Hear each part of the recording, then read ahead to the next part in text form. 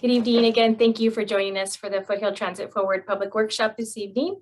My name is Celeste Milam. I'm with Ariano Associates and part of the consultant team working on the project.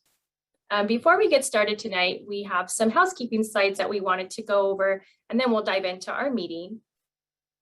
Can I get the next? Thank you. So first off, we do have Spanish and Chinese interpretation available this evening. So if you'd like to hear the meeting in one of those languages, on your meeting controls, you can click the interpretation button.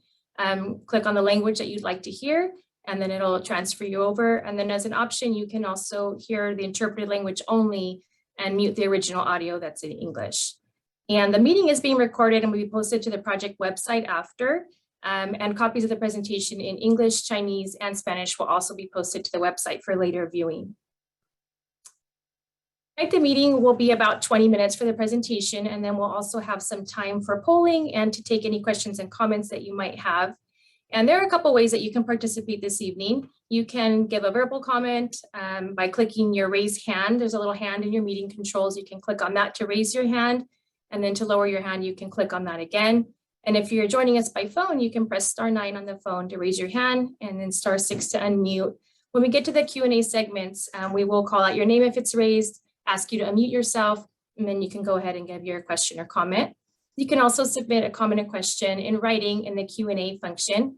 There's a little button on your control panel that says Q&A. You just click on that, and then you can type in your question or comment.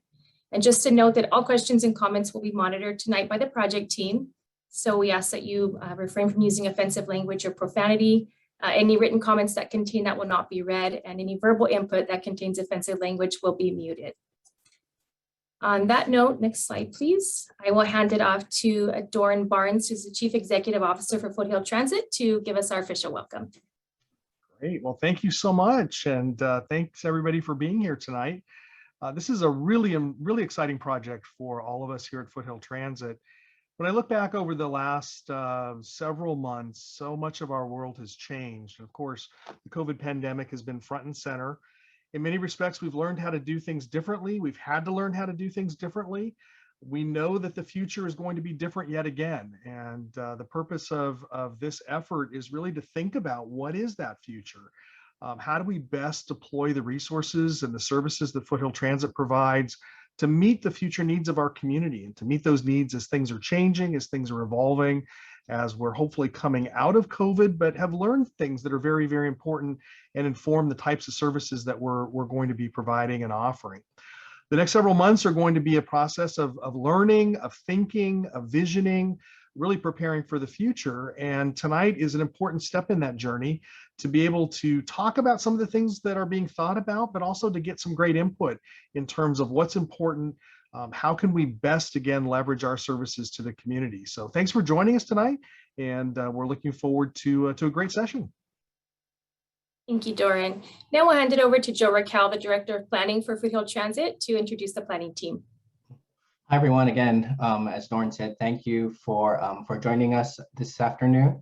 And as Doran said, there are many unknowns we're facing right now, and we're hoping to answer some of those questions through this study and through tonight's workshop. So I'd like to go ahead and introduce the rest of the planning team at Foothill Transit. First, I'd like to introduce Josh Landis, our planning manager. Next, I'd like to introduce Lourdes Alvarez, transit planner. And Henry Lopez, our other transit planner. All right. Now, looks like Henry's not on yet, but now I'd like to kick it off to James Gamis, the leader of the consultant team.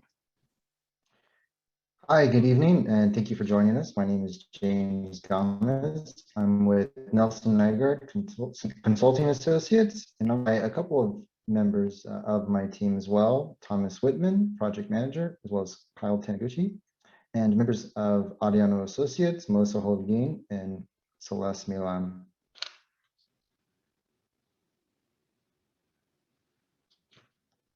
All right, so as both Doran and Joe mentioned, this is a very exciting time for the Foothill Transit Agency. The comprehensive analysis of the entire Foothill Transit system presents the agency with an opportunity to make adjustments based on transit needs, as well as identify what are some plans for the future. The project kicked off back in April of this year, and so far we have completed the first task of the project, which is a very in-depth analysis of existing service conditions as well as market conditions within the San Gabriel Valley. Tonight, we are hosting a virtual public meeting as part of our first round of community outreach. Recently, within the last week, we've also held stakeholder meetings, as well as several pop-up events throughout the community. And we also are conducting surveys both on board buses, as well as at transit hubs. And we also are conducting an online community survey. This first round of community outreach is intended to understand what are some of the transit needs that the Foothill Transit Service Area residents are facing, and also identify what are some of the ideas that they would like for us to include in our first round of sharing some service concepts. We will have another round of community outreach early next year, and we will come back out to the community and share some service concepts, as well as ideas for how to support some of the capital facilities within Foothill Transit. And we will look to conclude the project in the spring of next year. Some of the anticipated outcomes of this study are to create a detailed service plan that will guide future service improvements for Foothill Transit. We want to make sure that all of the recommendations that are included as part of this plan are resulting in a more efficient and more effective system that is also sustainable over the long term. We also want to identify ways that we can improve transportation equity throughout the Foothill service area. We are also going to be working with some of the neighboring transit providers, including LA Metro and other municipal service providers, to identify ways that we can minimize some of the overlap of services and work together to provide better connectivity between transit systems. We want to come up with different ideas so that we can regrow ridership and attract new riders to Foothill Transit.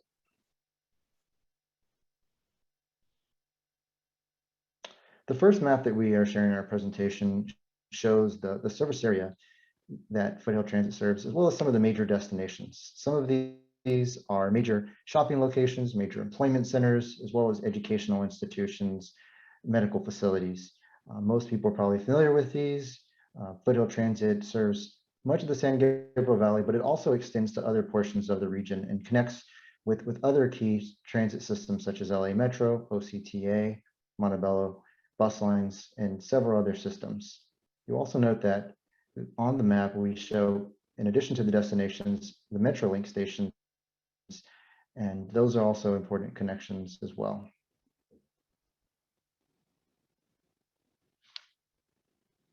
The next map shows in a little more detail the different lines that Foothill Transit operates, as well as all the bus stops. Those are shown as small circles on the screen. And one thing that's interesting about this map is that it shows that many of the stops are spaced relatively closely, generally every 3 to 4 blocks apart, but there are also longer stretches in which some of the Foothill Transit lines operate in more of an express fashion, such as the Silver Streak, which runs along the I-10 corridor. Foothill Transit has a wide range of different transit lines that include local buses as well as express buses, and they serve residents, employees, as well as visitors and students across the region, getting them to many different destinations.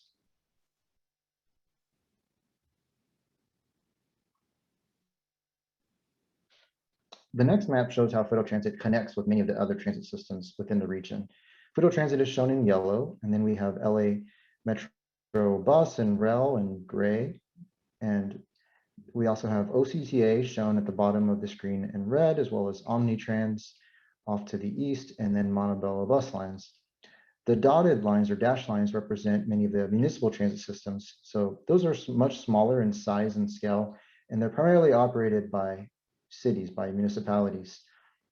Those types of transit systems operate much differently than many of the larger systems. And the way that the routes or lines are designed, they tend to operate on smaller streets, such as neighborhood streets, and not necessarily your larger major arterials or highways. And they also provide circulation within smaller zones.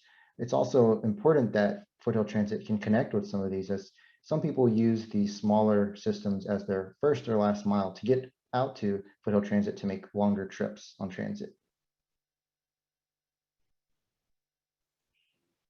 Next, we want to talk about ridership and how that has been evolving over the past several years, as well as some of the hotspots within Foothill's service area. The chart on the screen shows how ridership has declined immediately following the beginning of the pandemic. So that was roughly March and April of last year when we saw huge declines in transit ridership across the entire country. So Foothill Transit is not unique in this respect at all. Since then, ridership has slowly returned on many of the lines.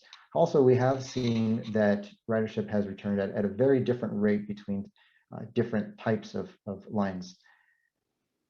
The next slide shows how transit ridership for Foothill Transit has changed by day of the week. So on weekdays, when Foothill runs more service, we've seen ridership has declined over the last 2 years by almost 50%. The declines on the weekend have not been as great. They have been anywhere between 32 to 36%. Now, what's interesting here on the weekend is that although people do not have options to take as frequent transit service or lines that run quite as late in the evening or early in the morning, they are still using it at a very high rate compared to previous conditions. So there's definitely a high need for service on the weekend, perhaps even a need for increased service, as we see how important it is to many existing customers.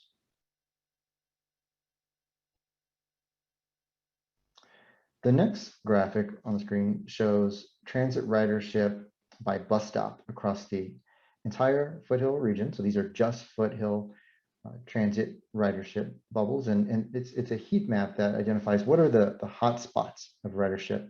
So all of the stops are shown and as the small circles on the screen, but behind that, ranging from yellow to dark red, is where we are seeing the highest ridership. Some of these high ridership concentrations are along major corridors. Others are at key destinations and key transfer points. The next slide shows some of those key destinations, including El Monte Transit Center. We have Puente Hills Mall Transit Center, which is both a destination and a job center, but it's also a key connection point for various Foothill Transit routes and other lines as well. Plaza West Covina is also another important transfer point. And then we have major destinations such as Mount Sac, Cal Poly Pomona. We also have Azusa College and Citrus College rather. And then Pomona Transit Center is a major multimodal hub in the region.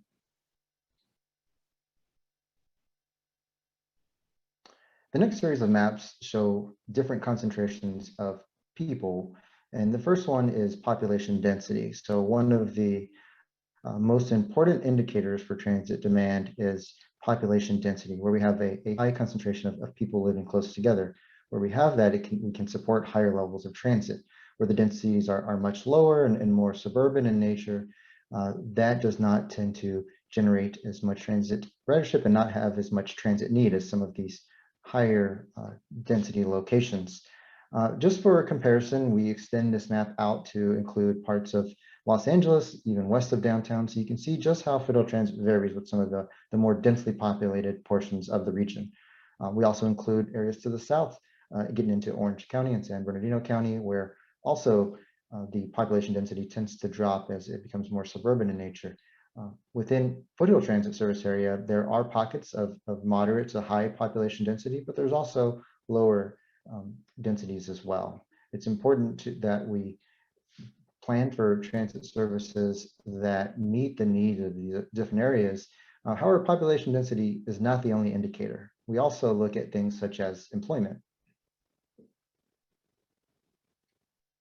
This map shows not just employment, as there are many different job types, and some employment sectors are more likely to have a need for transit service than others, but we specifically look at low-wage jobs. That said, we also look at different employment sectors to see just how different job types are distributed across the region. This map is real important in identifying not just where people live, but also where they're traveling to.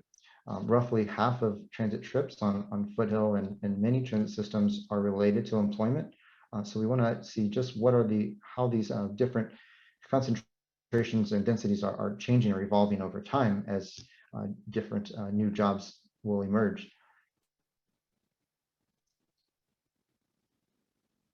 We also take various levels of or layers of demographic and socioeconomic data, such as households with low incomes, households with limited access to a vehicle, high densities of seniors or young adults, and we combine all of those different layers to create what we call a transit needs index map. And this map highlights some of the areas within the region that can support transit because of the various types of population groups that are within those areas. Foothill Transit's network is shown in yellow, and then we have the darker the color indicates the greater need for transit. Similar to the population density map and the low-income employment map, we also break this down into various smaller subsets of data, but this provides a very easy to understand look at where there's the highest need for transit. Oftentimes, whenever we talk to riders, either in person or virtually or through reading some of their survey responses, we hear a lot about bus stops and how bus stops, the time spent at the bus stop is a very important part of their overall transit experience. And some of the things that really add up to a nice, pleasant experience on transit is having good amenities at bus stops. It's not always possible to add a larger bus shelter at every single bus stop, but it's important to install these different types of amenities wherever there's sufficient ridership or wherever there's sufficient right-of-way. Foothill Transit identifies where bus stops can be situated along various lines. However, they do not install or maintain or replace amenities. Those are up to the individual cities or jurisdictions that make up the Foothill Transit Agency. So those individual cities construct these different amenities and maintain them over time. The percentages that are shown are relatively high given this the size of Foothill's system. We have over 700 bus stops across the system and over 1,200 benches as well. So just to summarize some of the key findings of the service evaluation of Foothill Transit, as well as a look at the different market conditions, both existing as well as projected, how we see things evolving in the future in terms of jobs and population. We just wanted to highlight some of those key findings. And in regards to Foothill Transit's existing lines, we're seeing high weekend ridership on many lines, despite the fact that they don't operate very frequently. Most people will look at 15 minutes to be really the standard or the benchmark for frequent service. Once a schedule is 15 minutes or better, you really don't have to plan your trip. You can just go out to the stop and know that a bus will be there in a relatively short time frame. Many Foothill Transit lines today on the weekends don't operate all that frequently, yet people are still using it. So there's a very high need for weekend service. We are also seeing that several of the transit providers that operate within Foothill Transit's service area, most of these are municipal providers, operate on some of the same streets. So there's a bit of overlap. So there may be some opportunities to work together and work closely with some of the different transit systems, both large and small, to see ways that we can maximize and make the best use of the limited public transit resources in the region. In addition to having frequent service and having bus stops that are nearby that people can access, it's also important that service is reliable. And Foothill Transit has a standard of 75% being, if their lines are on time, more than 75%, that's considered good. However, currently there are many lines that are not achieving that threshold of 75% on time.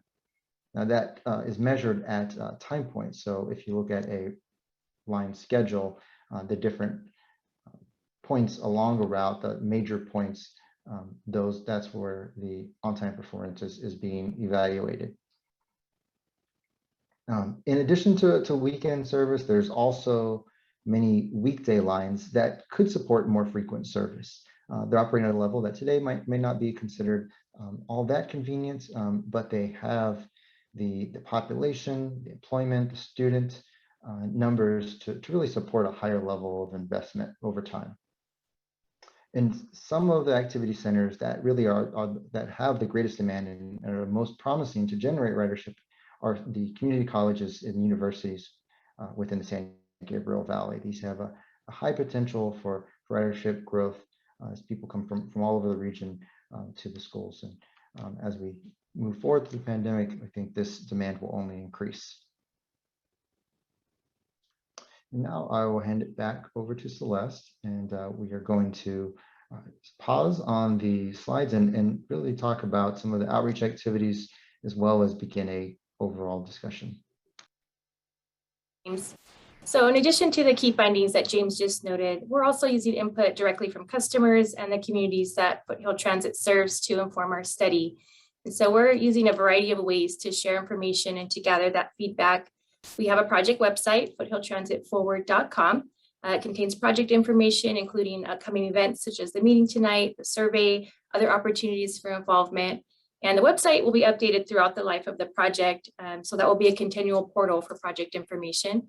We've also used social media to raise project awareness and advertise the meeting and survey through the Foothill Transit social media portals, such as Facebook, Instagram, Twitter, and that includes a Facebook event page that was created for the public meeting, and also an article in the Footnotes blog, which is Foothill Transit's signature blog.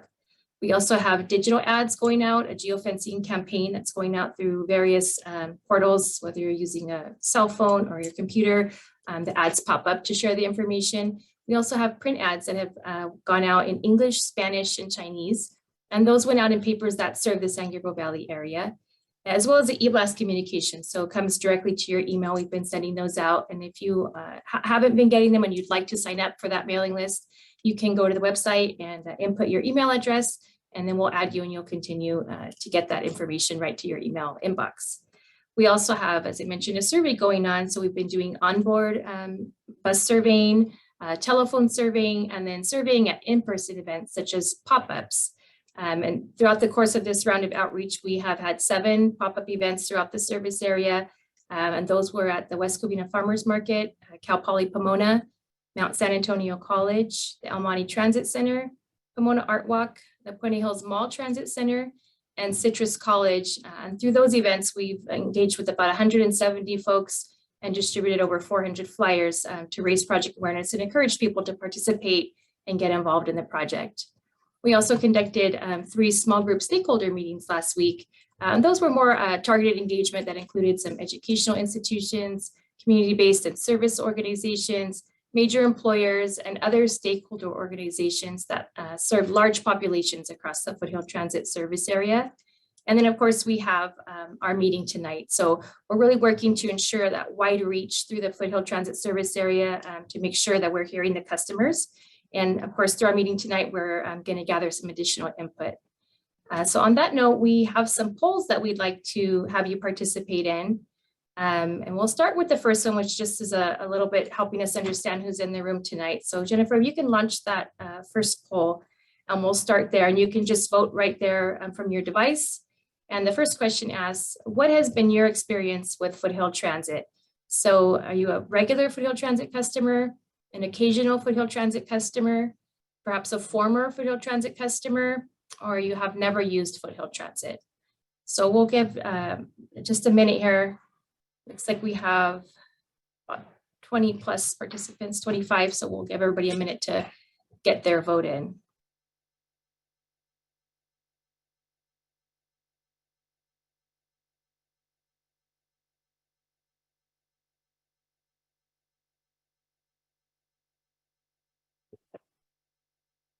%, participating.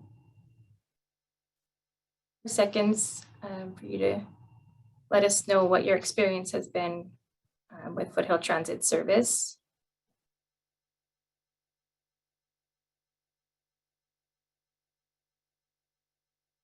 2 more.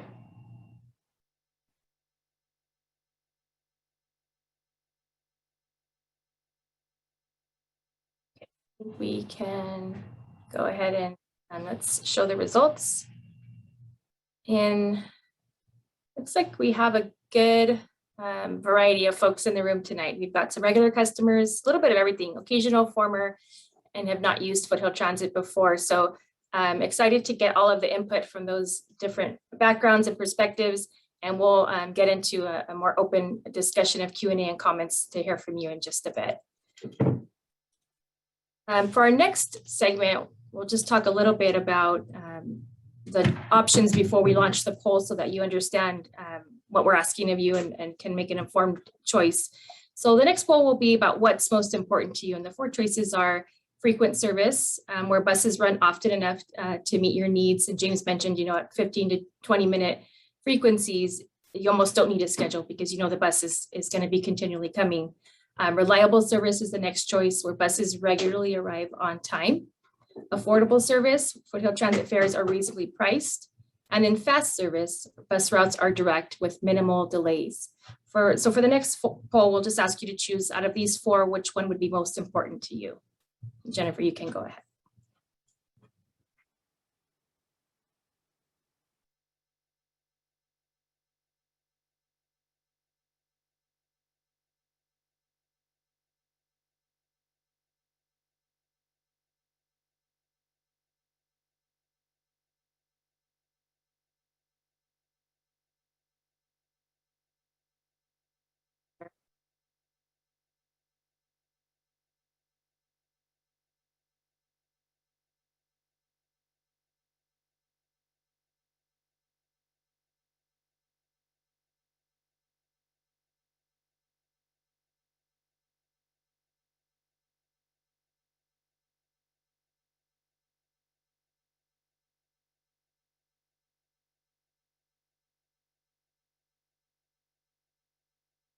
Just about almost 75, almost 80%.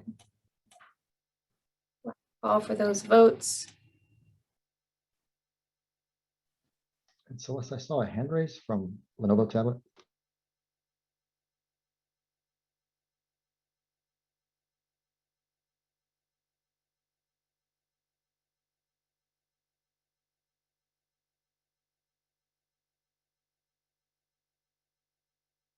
And right now,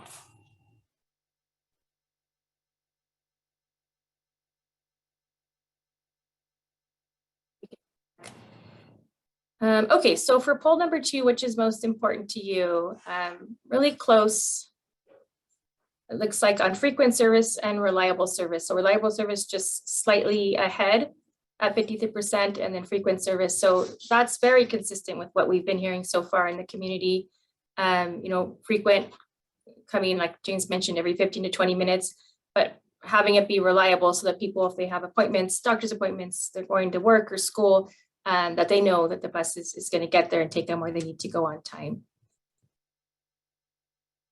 Our next poll, our last poll before we dive into open Q&A, is how should Foothill Transit prioritize service investments? And so the options are more frequent service is most important to you, especially during non-peak periods and on weekends. Lines to new destinations such as shopping centers, schools, and transit hubs. Longer hours, particularly after 10 p.m. for late shift employees. And then flexible service options. So instead of standard bus service, app-based service similar to Lyft and Uber that would pick you up and drop you off within a specified zone. So those will be the choices. We'll go ahead and launch the poll and then let you weigh in on how you think service should be, the investment should be prioritized.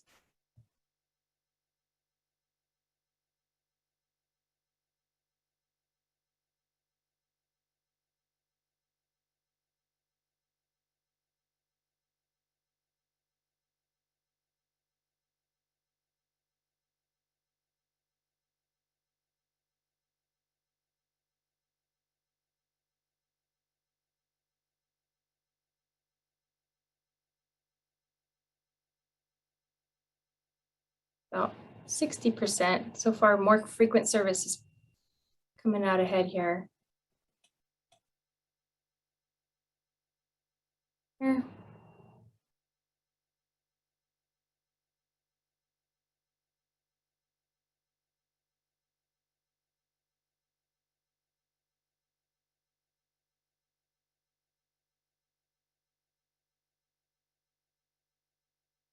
We have a couple more people that can vote from our last poll. We had a few more people, so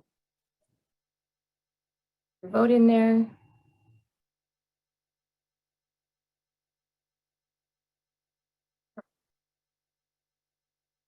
Close that one out.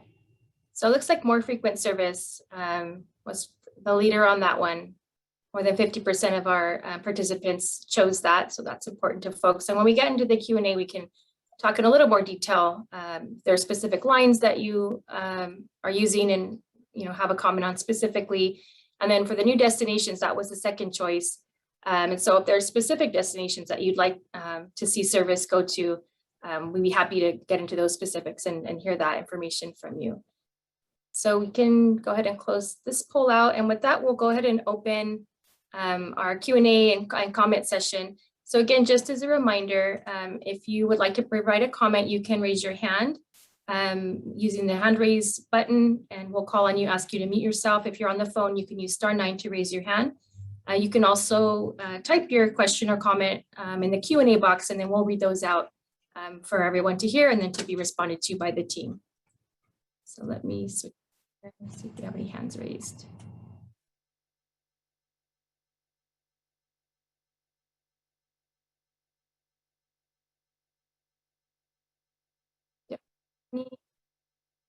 Yeah, and so just as a prompt, don't be shy. We want to hear your input. If there are certain suggestions, or as I mentioned, lines that you take that you want to discuss, feel free to throw those out there, destinations, and also just any feedback you have on, what you think Foothill Transit is doing well, and perhaps where we might be able to improve. One question in the Q&A. And I'll read that, and then James, I'll hand it to you to give that response. It says, before you label two lines operating on top of one another as duplicative service, you have to consider frequency of service, span of service, and days of operation. If one operates 15 minutes versus 60-minute frequency, if one operates peak only service and the other all day, that isn't really duplicative service.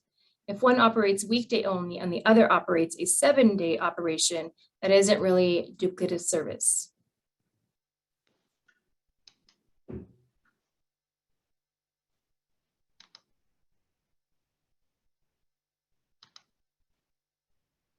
Oh, there you are. Yes, great comment.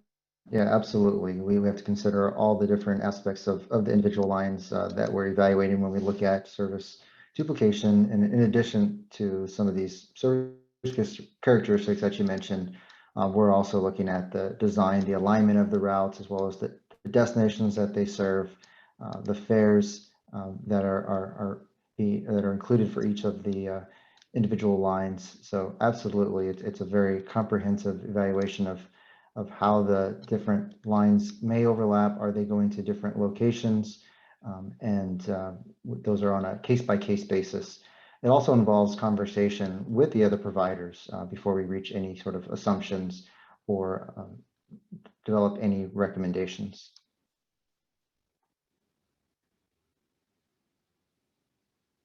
Thank you. We have another question. Are you considering a future population employment growth as part of your study with the understanding of the current environment with COVID? Yes, absolutely. So some of the maps that we showed previously focus on recent conditions, very recent employment characteristics, demographic characteristics, but we're also looking at some of the projected population and employment numbers. We're also just looking in the recent past couple of years how things are changing. In addition to looking at these static maps, we are also taking into account some real-time information. So looking at travel patterns that are not necessarily by transit, but that are being made just by all individuals. And that's another part of the study that we have not gotten into. It's an upcoming task, but we'll be looking at travel patterns for all different users of the region and identifying how that has evolved just over the past couple of years.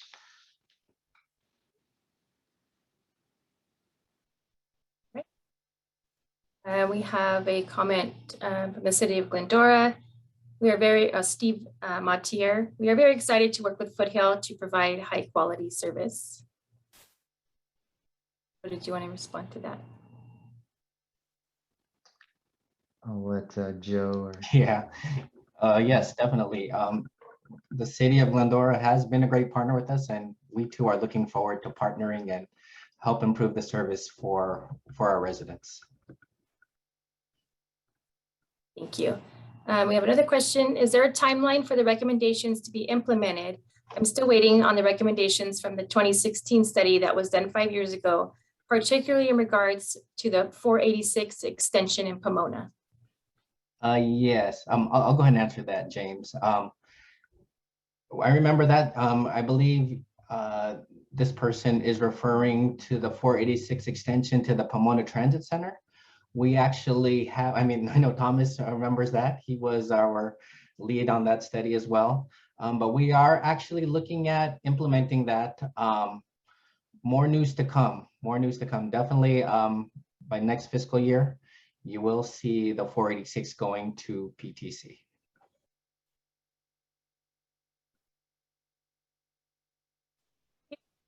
And then we have one more comment from Danielle Murillo. I like how Foothill Transit collaborates with the Google Maps application on the iPhone. Great work on keeping the customer updated. Yes, that was actually part of our latest implementation of our Avail computer system. The Avail computer system provides real-time GTFS, which feeds directly to Google. So that's how we are able to show our buses on the Google app. All right, thank you. And we have another question. Will the LA Metro Next Gen bus plan impact what recommendations arise from this study?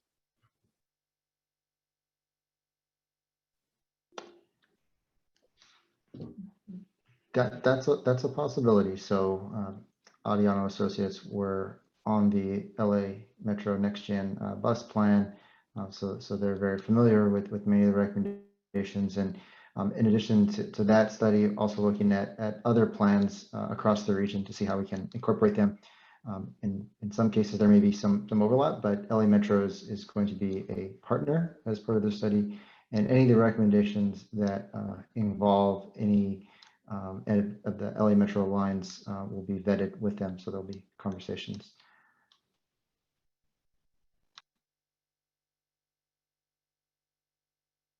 Let me pause just to look at the handers. I don't see any hands raised, but feel free to raise your hand if you want to give a verbal comment. We have another comment in the Q&A. It says, currently Foothill Transit bus line numbering doesn't make sense. Foothill Transit is still using commuter line numbers for lines that are now local service. Will Foothill Transit be renumbering their entire system that makes sense, north-south versus east-west versus commuter versus shuttle type service? In the region, there are so many transit providers that there are some challenges with numbering systems. There are some existing lines that the number system or the numbers that are in place aren't in line with some of the others. So we will be identifying some opportunities to make modifications. North-south versus east-west, that's something else to consider. North-south is something we've been hearing a lot from members of the community about. There's a need for better north-south connectivity. So as we get into the recommendations and just developing the service concepts for this study, we'll be looking at not just the alignments and the service levels, but also just how do you market the service and how do you brand the various lines. And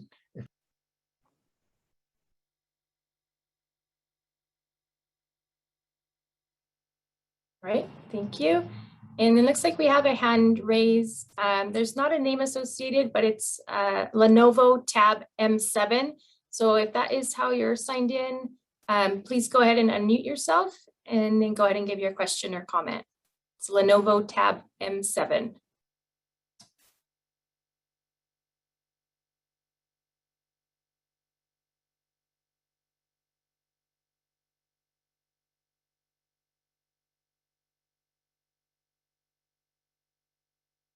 So it looks like there might be a little trouble there unmuting. So we can circle back, and also if you are having a technical difficulty, you can put your comment or question in the Q&A box. We have another hand raised. This is a phone participant. Last four numbers of the phone number are 4271. You can go ahead and unmute yourself and give your comment or question.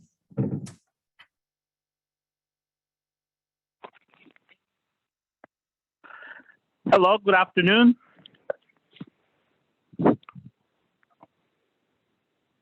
Hello, good afternoon. Can you hear Hi, me? Jose. Hey, Hi, Jose. How Hi. are you? Hi, this is Jose Rodriguez. So I have a couple of things for you guys.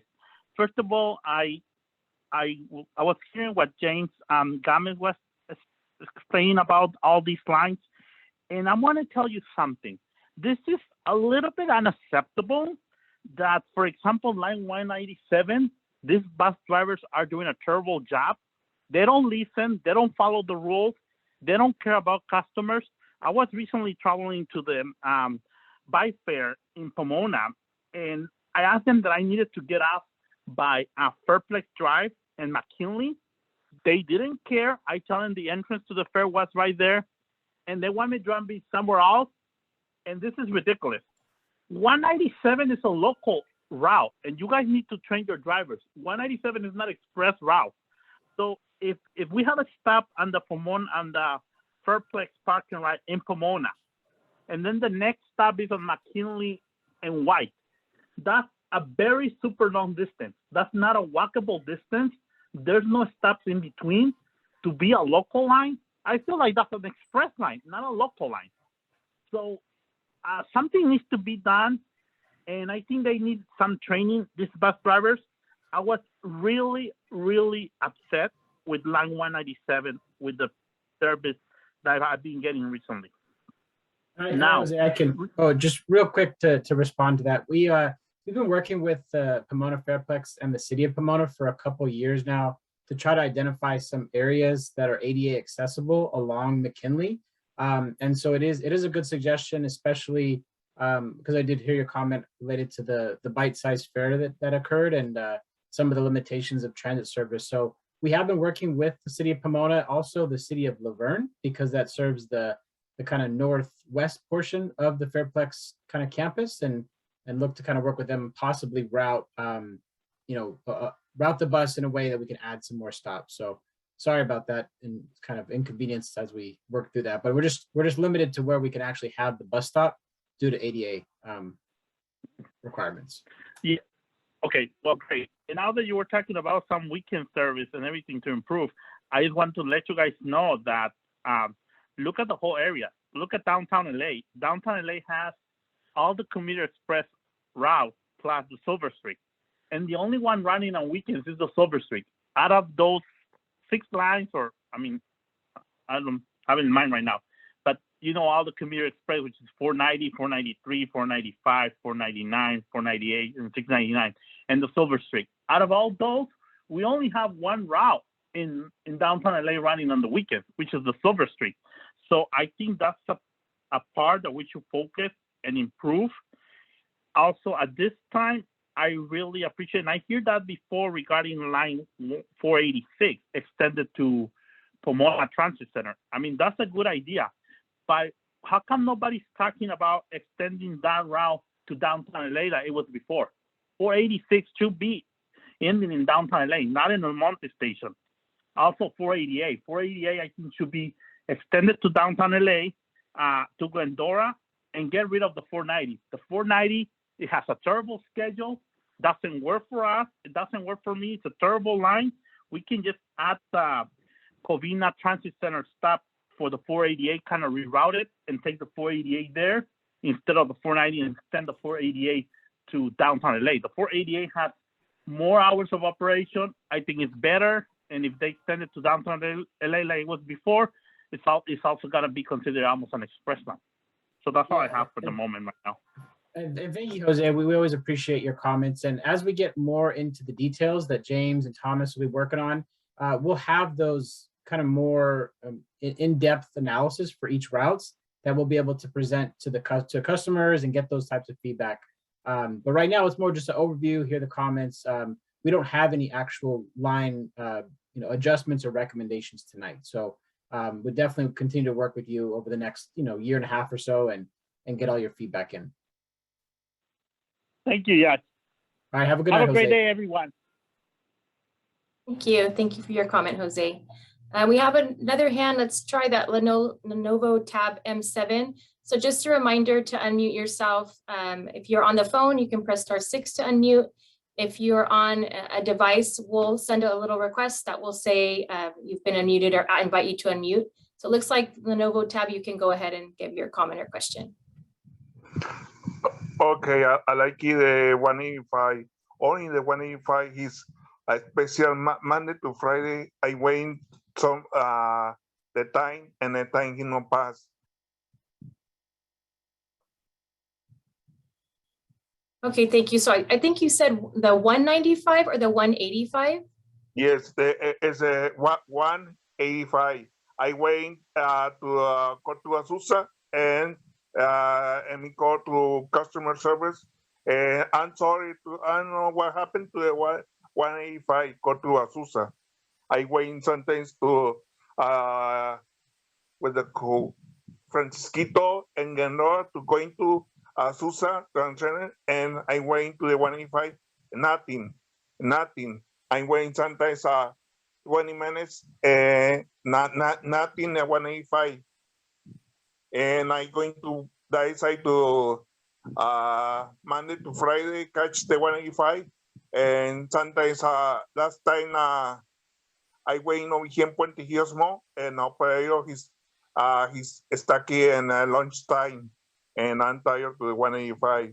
It's better to give me more service. Thank you for that comment.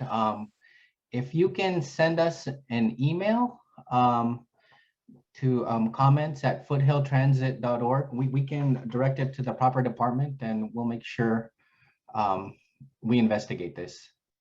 Oh, okay. All right, thank you. Thank you for your comment. Okay, we have a few more comments in the Q&A, so I'll read some of those off. The 190 and 488 duplicate each other for 3 miles from El Monte to Bowen Park, but the schedules sometimes lead to bunching and long gaps in service, particularly off-peak and in the evening. Sometimes the gaps are up to 45 minutes long on Ramona Boulevard. The study should look also at improving schedules in addition to route structure. I want to thank you for this comment. There's some history here, of course, that 6-7 years ago, Route 190 was an LA Metro route, and there's different frequencies between 190 and Route 488. So sometimes it may seem that the route isn't coordinated, but certainly during times when the frequency is greater or every 30 or 60 minutes, depending on which route, we will, as a part of the study, be looking at opportunities to coordinate so that if there's a shared corridor, that there's shared frequency and that customers see more frequency, even if individual routes don't have the desired frequency. So some of the gaps that you do identify aren't necessarily there. We also have to consider, though, that each one of these routes might have a different target or a different target audience other than just who's on that shared segment. So, it is going to be one of the things we take a look at as a part of this, but there's a lot of things to consider as we do. Yeah. We do have a hand raised, Dale Case. We'll go ahead and unmute, and then you can give your question or comment. Go ahead. Yeah, for my comment about the 190 and the 488 on the weekend schedule, why I compare the 2 time points, like both going west to Armani Station, but one for 488 at Ramona and Coswell compared to 190 at Ramona and Francisquito. When I look at those time points, like the minutes are off, like 190 has a longer distance and faster than 488, because for the first trip I saw for the 488 for Ramona and Coswell, says 750, and the Armani Station is at 807. But when I compare with the 190, it gets there a lot quicker, but longer distance. So if there any ways to implement that with the time distance with the accuracy.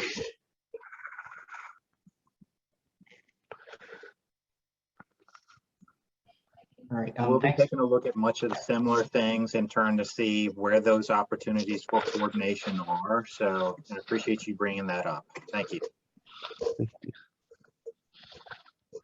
All right, we have a few more questions in the Q&A from Juan Munoz. Can you talk about the 270 extension to Arcadia Station and if it's a part of this study? The 270 extension to Arcadia Gold Line Station will be going live October 24th. This was done outside of the study, and this was done to provide better connectivity and better regional movement throughout the area. So now the 270 will connect to both the Arcadia Gold Line Station and the Duarte Gold Line Station. So October 24th.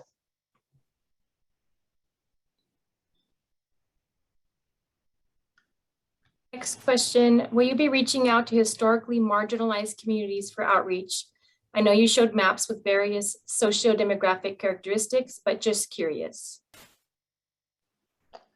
I think Celeste, this would be a good question for you to answer.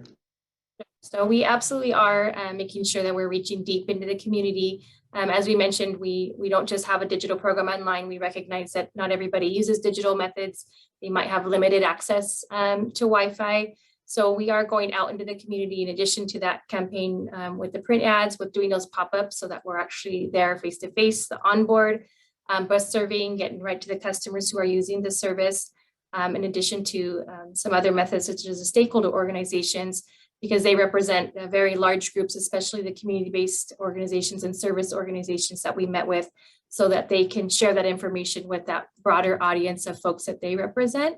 So those are some of the ways that we are sharing information with those communities. And of course, you know, we're always open to suggestions. If there's a group you think that we should engage with, or a method or something that we're missing or that you would recommend for us, we are happy to hear those suggestions and where we might reach out even a little deeper. Thank you, Celeste. Celeste mentioned a couple of different surveying efforts. So there is a combination of an onboard survey as well as an online survey and even a phone survey. And as over the past couple of weeks, we've obtained more than 2,000 onboard survey responses. And those surveys are on all the different lines. So we're getting good samples from across the entire line network. All right, our next question. Can Foothill Transit explore implementing more Silver Streak type express service to areas that are not in downtown LA? For example, extending 286 from Brea Mall to Disneyland via the 57. The Silver Streak has been a huge success for Foothill over the years. It's been very popular. People will wait for it to take it over other lines because of just many factors, things that they enjoy about it. So being able to look for opportunities to duplicate that success is a part of this study. We also realize that expectations and just the way that people view transit is evolving. It's changing due to the pandemic. So we want to factor that in as well and look at that service as an example. And I don't know if Joe, is there anything you would talk about as far as upcoming changes to Silver Streak as well? Nothing. Well, one thing we are looking at is possibly connecting to Cal Poly Pomona. I know that doesn't go into Disneyland, but that's something we're looking at to coincide with the class pass. But yeah, that's definitely something we can look at. I know there has been some talk to go to other places other than downtown LA. Yeah, I'd like to add something on to that question is, we are looking at cell phone data, which is origin and destination data, to be able to tell, what are some of how strong is the travel market to Disneyland, for instance? And are there any gaps in service where express type services or even local type services, could help fill that gap? We're using the same tool that the next gen process used the locus, so many of the findings that the Next Gen study found were, we're not just looking at when and how travel patterns have evolved, but where travel patterns have evolved so that we can begin reallocating if they, services, if the market has changed to an extent where we feel that a route will be successful. I think, we're using big data to help us understand, and, cell phone based data to help us understand what people's travel patterns are today so that we can understand, can we and should we make these types of extensions, for instance, like extending Route 286, or look at other similar types of services, or Silver Street type services to extend the regional reach of Foothill Transit.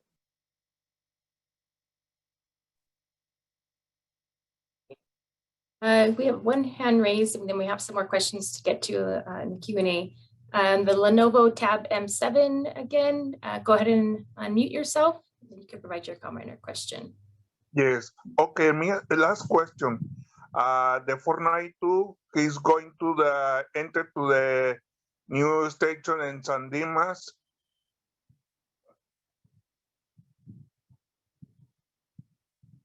Just to clarify, you're asking if the 492 is going to the new station in San Dimas, is that correct? Yes, for the Golden Line in San Dimas station, the 492 is entered to over there to San Dimas Train Center. Hi, this is Ricky, right? Ricky? Yes. Hi, Ricky. Yes, this is something the team will look at. What we did at the last study was see how we can connect our service to the first extension, which was to Azusa Citrus College. So we will definitely look at ways to connect our current system to the new extension, which is going to all the way to Pomona, I believe. So we will, that's definitely part of the scope of this study, to see how we can better interface with those services. Mm-hmm. Yeah, because I like it. I like it the Golden Line because Golden Line is past perfect time and everything. Thank you very much. Everything. All right. Thank you, Ricky. Okay. Thank you. Okay, our next question. In Metro's Next Gen study, using cell phone data, they found more people travel during the midday and on weekends. In addition, they found almost 50% of the trips made were under 5 miles. Total travel times include walk time, wait time, and onboard time. Metro found that for short trips, frequency was more important. For longer distance trips, speed was a bigger factor. Another compelling picture was overlying the travel movements as seen through the cell phone data versus tap data movement. It will be interesting to see the results of this Foothill Transit study. We're using the same technique, we're using the same tool, and we don't have the results yet of the cell phone data analysis, but likewise, we're looking forward to that as well. And on top of that, our sub-consultant is actually refining that tool a bit, so it should be even better findings. Next question. The local lines from El Monte Station are not frequent enough in the evening to facilitate good transfers from the Silver Line. Coming from downtown LA, I don't get to the El Monte Station until 7 p.m. Unfortunately, by 7 p.m., the 190 and 488 are already running hourly service. I would like to see more evening service. Thank you.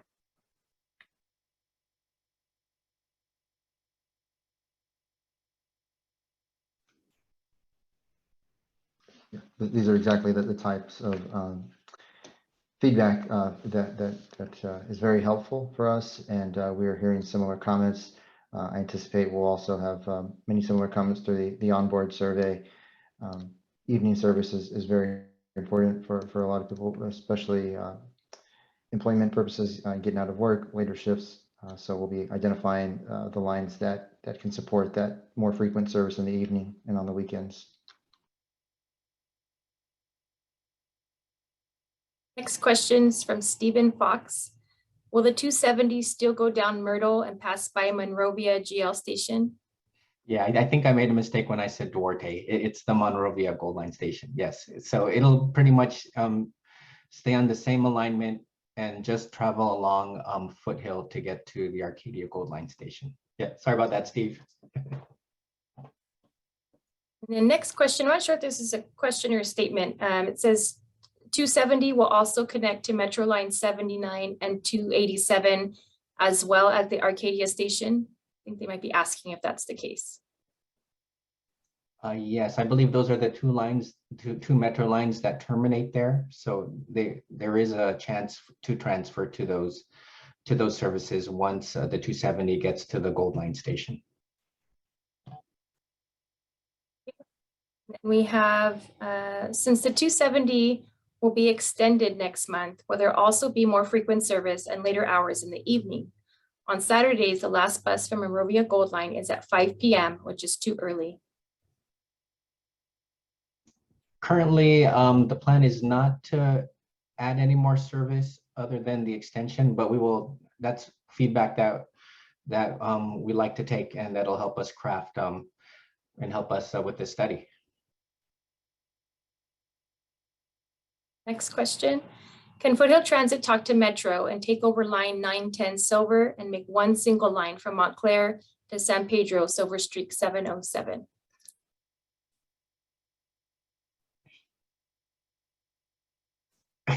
I will leave that to James. That's thanks for your suggestion. It's not something that we'll be able to address at this time, but we appreciate your comment. Yeah, thanks, Jose. Right, next question. Can I also suggest that UCLA also be explored as a destination to explore with cell phone data? I know quite a few people taking the Silver Line to the Expo or 720 to get to Westwood, and it takes 2 hours each way.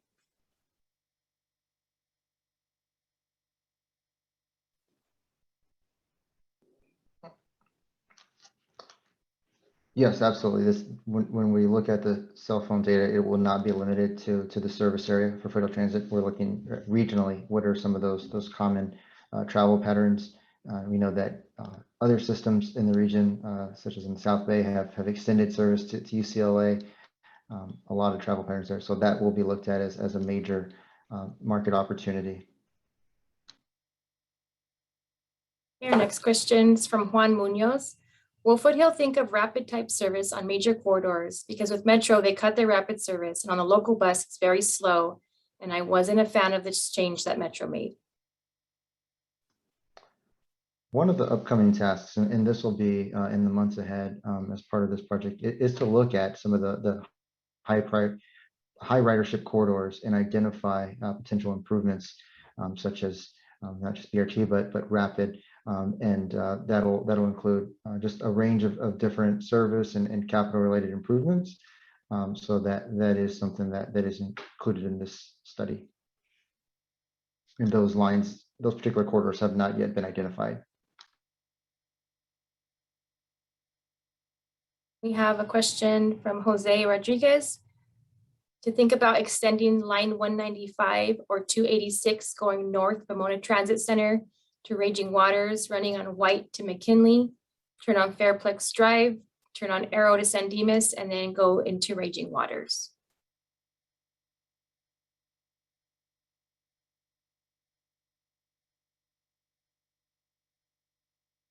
We have one more comment from Daniel. He's asking, will there be any changes to the 480 or the Silver Streak?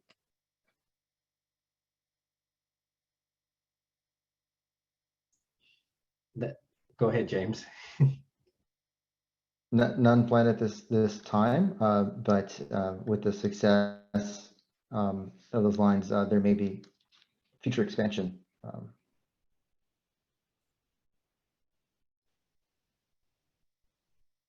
Right, and now we just have a couple of general comments. There aren't questions, but we will read them off. Danielle Murillo says, I love the tap card. It's much better than worrying about carrying exact change or receiving a paper transfer ticket as in the past. The balance protection feature is awesome. We have another anonymous says, thank you. This is great and looking forward to learning more as the study progresses. And then another comment, Metro is extending the purple line to Westwood. And I believe that was in response to the comment about UCLA as a destination. Someone chimed in about the Purple Line being extended. And then we have one more question. Why does the 281 deviate so far to get to the Covina Transit Center? Every time I ride, it takes so long to deviate to Barranca to an empty transit center. There seems to be no reason for the bus to go in, especially when there was no other connecting buses outside of the 490.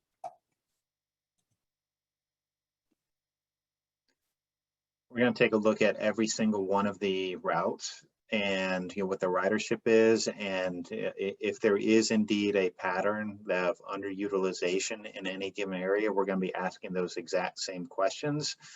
We don't have an answer for that right now, but I appreciate you bringing that up as something to flag. So thank you. All right, I don't see any hands raised at this time, and I believe that was our last question. So if there are any other questions or comments, can provide them. Looks like we might have one more coming in. We'll just give it a second from the Q&A. So this one's from Dale Case, and his comment is, I think line 272 and 274 should merge into new line 272 from Duarte and Whittier with the stop at Baldwin Park Station, and service to the West Covina Mall should add a new shuttle line 672, the West Covina Mall shuttle, clockwise, counterclockwise.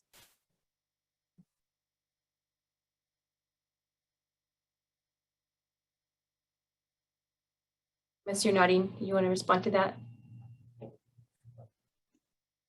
No, this is like exactly these types of ideas, as we have not made any recommendations. We have not done any service planning. We're here to listen, and these are the types of ideas that I'd love to hear. And we really look forward to getting, not just today, but as you have further thoughts later on, to email or on some of the other ways you can provide feedback via our community survey or things like that. So thank you. All right, and then we have a comment. It says Metro found that operating two types of service was not efficient. Foothill may want to explore a peak only rapid. Foothill Transit doesn't operate really frequent service to split the headways. Speed was more imagined than real on some corridors.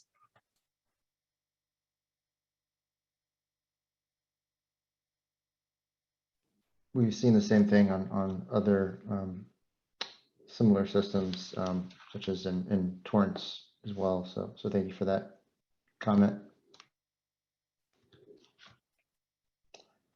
I don't see any more comments in the Q&A.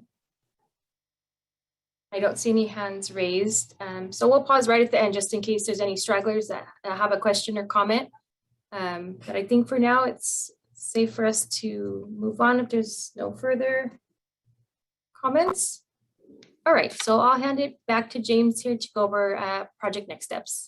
Okay, so yeah, first of all, thank you all for attending and asking all these great questions and providing ideas, suggestions. We appreciate your time, appreciate your participation.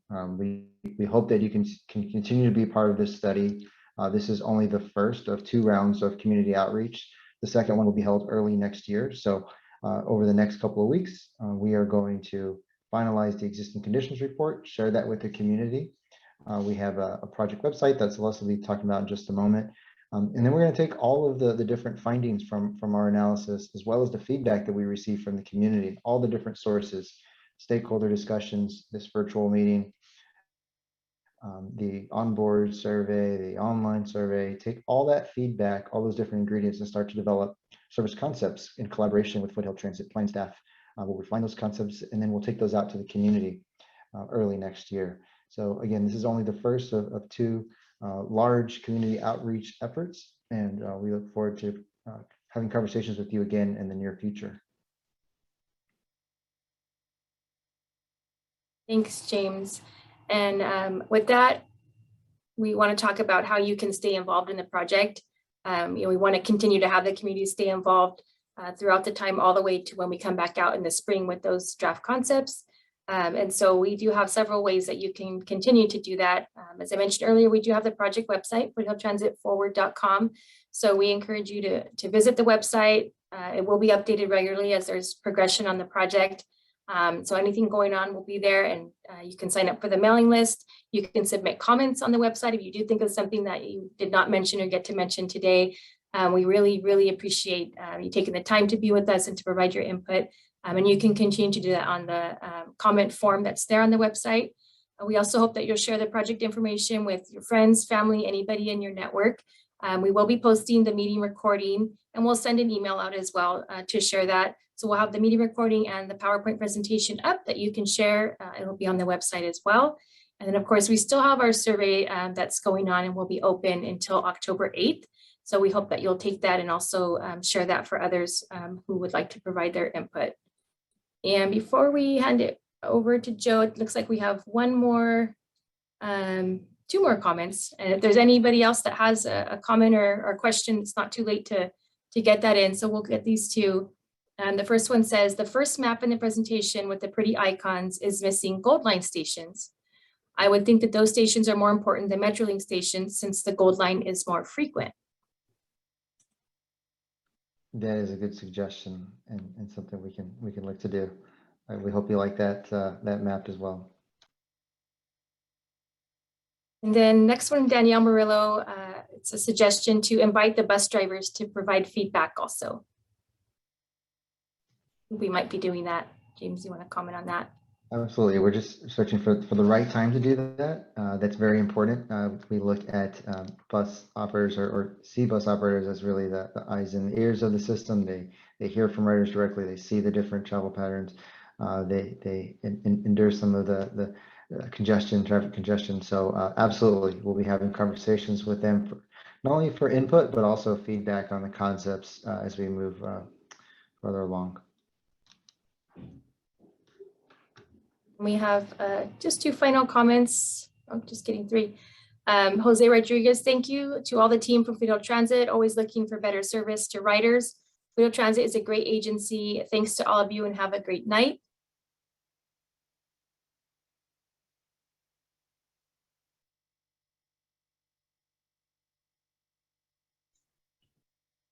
Looks like you're muted, Celeste. Oh.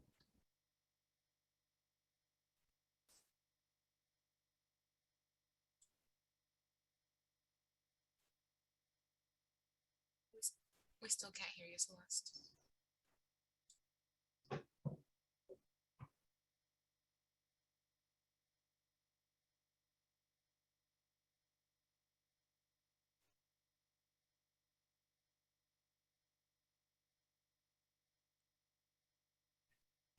Yeah, we can't hear you, Celeste, but I can go ahead and read off that last question that just came in from Daniel.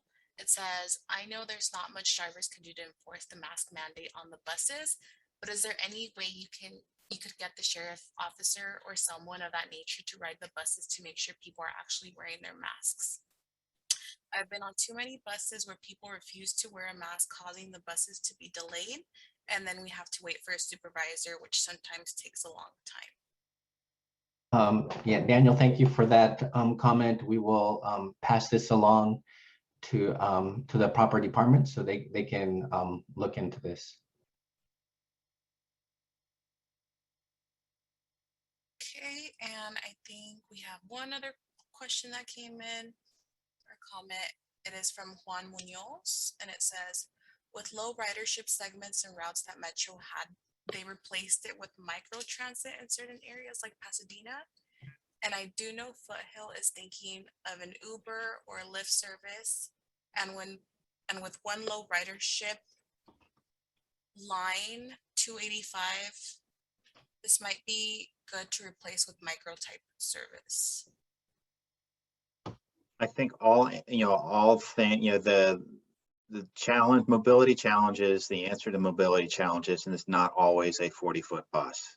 And, as a part of this, we are going to be looking at opportunities where, perhaps the density, the population employment densities aren't there, the ridership isn't there, but the need is. And so we need to look and, see what is the appropriate service typology for the market that's being served. And so, on-demand type services is something that is on the table. Again, where that might go and what those opportunities are, we're not there yet, but I can assure you that is going to be one of the things we're looking at. Okay, and we did have one comment from Priscilla. It says, "This is great. Looking forward to learning more." Thank you.